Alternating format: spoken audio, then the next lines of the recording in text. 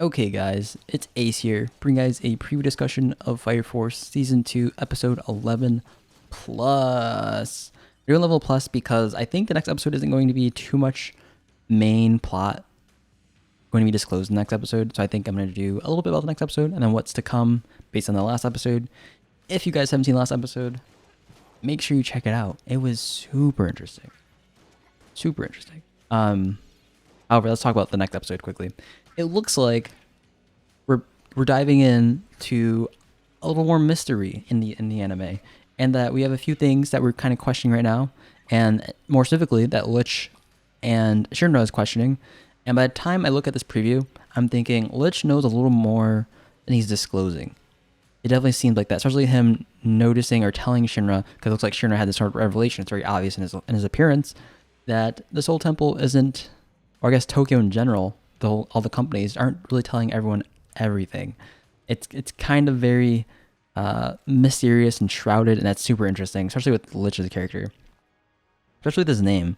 Like it sort of suggests he's dark and just like shrouded and mysterious. So next episode, it looks like we're just going to be doing that. We're just exploring more about Lich and his past potentially, and what it means to be Lich in this series. For the most part, it looks like he doesn't do too much besides like more scientifically / analytical things. That'd be kind of cool to see. I don't think he has any powers, does he?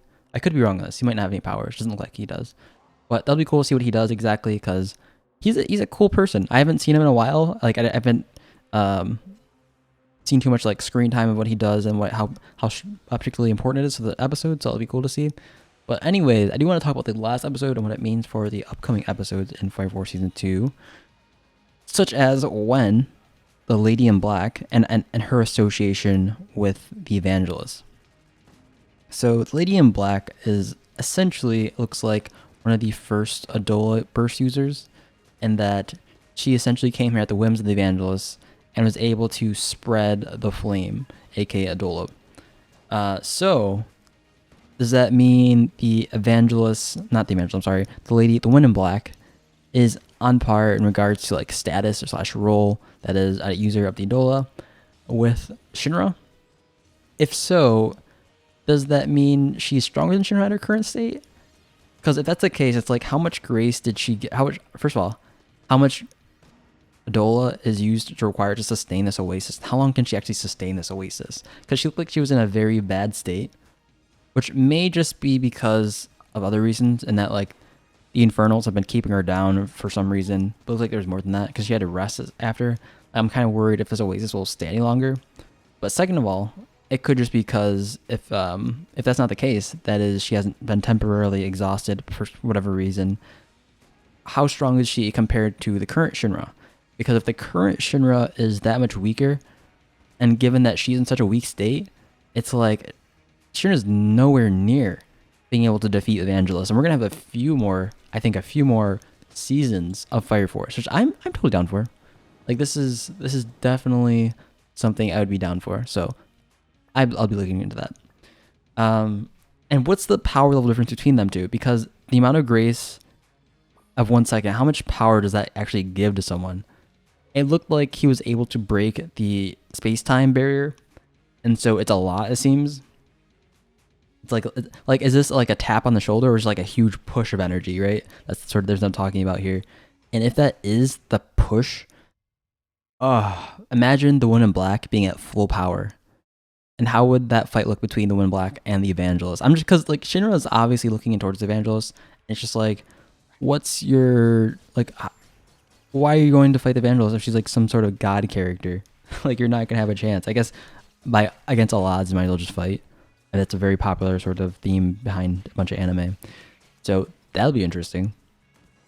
We do have some information about the tabernacle and how it was basically just lit up or being used for the sake of the environment because of the Woman in Black, and thus she's using her power to sort of sustain this oasis in the wasteland. Otherwise it would be a wasteland for these animals, which is kind of cool. However, this is also tied to the Amaterasu and the Tokyo Empire, in that the Amaterasu is used to supply energy to everyone in the Tokyo Empire, because of the Great Cataclysm that happened, right? So they needed some sort of energy supply. And it is the Amaterasu for everyone in Tokyo Empire. So if it's any sort of indication, if the tabernacle is any sort of indication of what the Amaterasu looks like, there may be a human inside the Amaterasu, which is kind of crazy. And that just means like, if this sort of device requires some sort of sacrifice to be present within it, what is inside the Amaterasu, and why is it powering such a great like area compared to what is a small wasteland that the woman in black is in, right? Like, was there a time where she was creating a larger oasis than she is now, and is it slowly like becoming smaller because of her lack of power? Is that the case?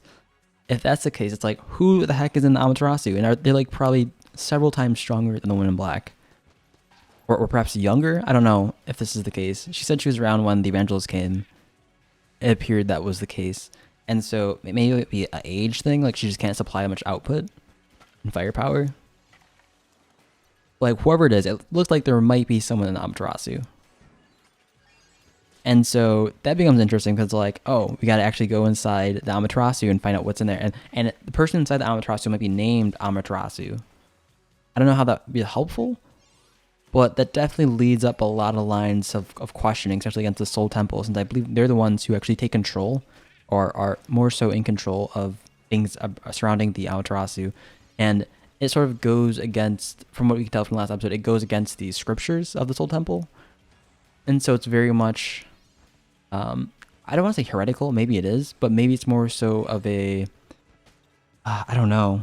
It would be heretical compared, I'm just like mumbling, compared to, from what I think Lich said, it went against their scriptures. So it's kind of heretical in that sense.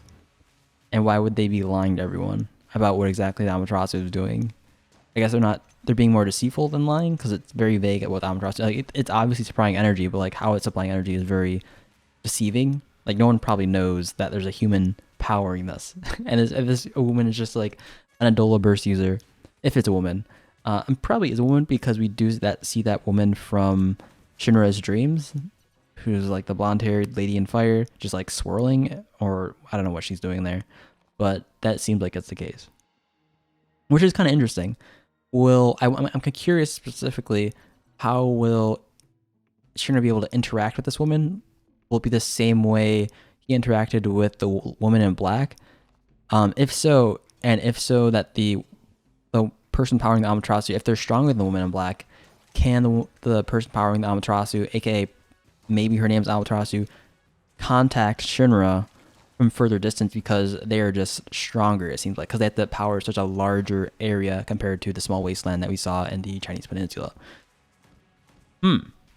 Makes you think. I think like that's the only other way, at least a little further, right? Like, they don't have to like contact Shinra from where he is now, but like at least a little further than like basically needing to look at the structure. Like, maybe like he's down in some sort of cellar and all of a sudden gets this dream, and maybe that dream was like the extent of the like outreach the Amaterasu user is able to contact someone, right? Which will be interesting. Also, is this person like there because of the evangelists? Like, are they part of the evangelist crew, or are they being like detained against their will? That'll be interesting to see as well. Like, would that mean anything? If that's the case, because there's like so many like Adola users in the white clad / evangelist side of things, it's like I wouldn't mind seeing another Adola user within the Fire Force company area group. That'd be cool to see, especially like seeing someone with like a different power compared to like just attacking with the feet, which isn't bad at all. It's just like something different would be cool to see. But that'd be cool. That would be cool. That's basically about it though. However, talking about like the last episode, I'm definitely interested to see what's gonna happen to Amaterasu. We're probably not gonna see it next episode because it looks like it's more of a Lich scene. But if there's a woman in there, what's her powers? Why is she in there? Did they force her in there?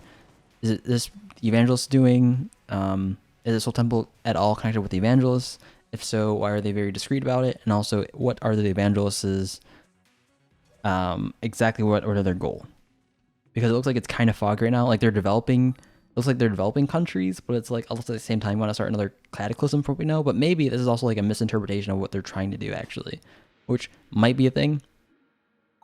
Like misinterpretations are very common, like in this sort of series where like the good guy might look bad, the bad guy might look good.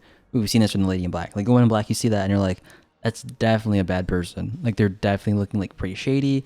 They're in all black, so it's like that visually means something usually. Like they're either cool, I want to like be quiet and cryptic, right?